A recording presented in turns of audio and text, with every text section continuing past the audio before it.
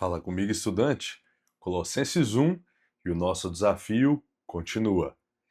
Essa é mais uma igreja amada e querida por Paulo, que não foi fundada originalmente por ele.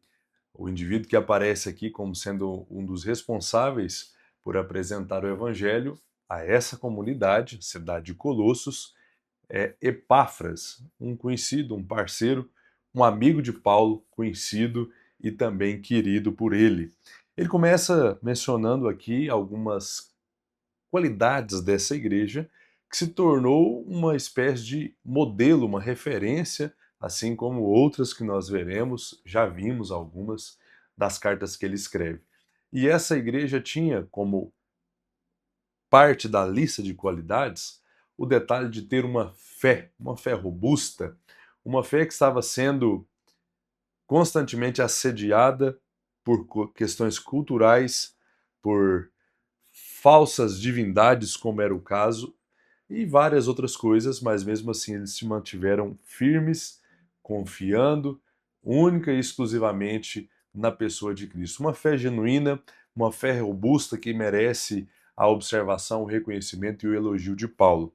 Também são elogiados pelo amor, não só um amor restrito a uma tribo específica, a uma panelinha, que é a expressão que nós usamos hoje, mas de um modo geral, apesar das nossas preferências e de termos uma afinidade maior com as pessoas, é ter esse amor abrangente, inclusivo, que alcança todas as pessoas da nossa comunidade. E depois ele destaca também a produtividade daquela igreja.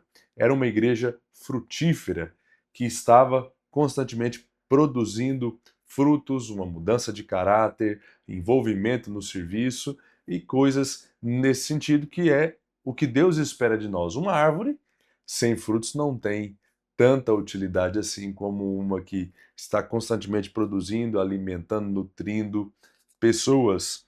E essa igreja recebe esses elogios.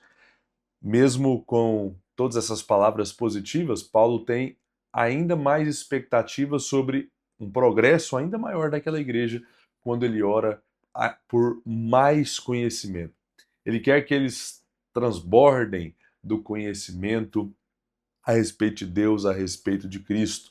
Um conhecimento que não vai ser utilizado para coisas humanas, coisas negativas, competições, não, mas que vai ser utilizado para que a gente conheça a expectativa que Deus tem para nós e tenhamos condições de viver essa realidade, sabermos o que Ele espera e também ensinarmos outras pessoas em relação a isso. O conhecimento é o que vai transformar as nossas vidas, não há outro caminho, não há outro segredo.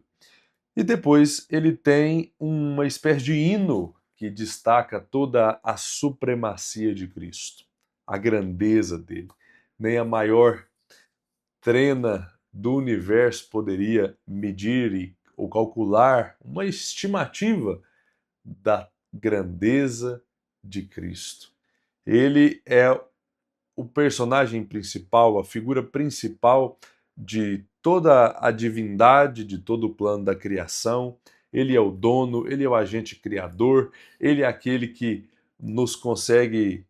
que conseguiu nos reconciliar com Deus, nos transportar do reino das trevas para o reino de Deus, como nós vimos aqui, e uma série de outras coisas. Ele tem um poder incalculável, imensurável, e ele deve ser, por isso, louvado por cada um de nós, temido por cada um de nós.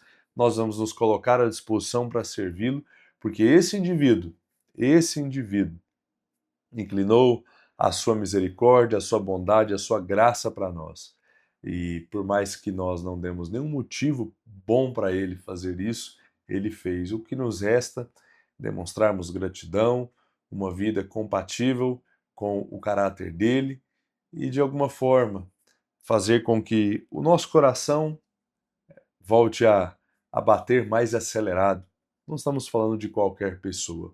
O nosso Senhor, o nosso Salvador, é aquele que está sentado na cadeira mais importante, governando o universo, sustentando o universo.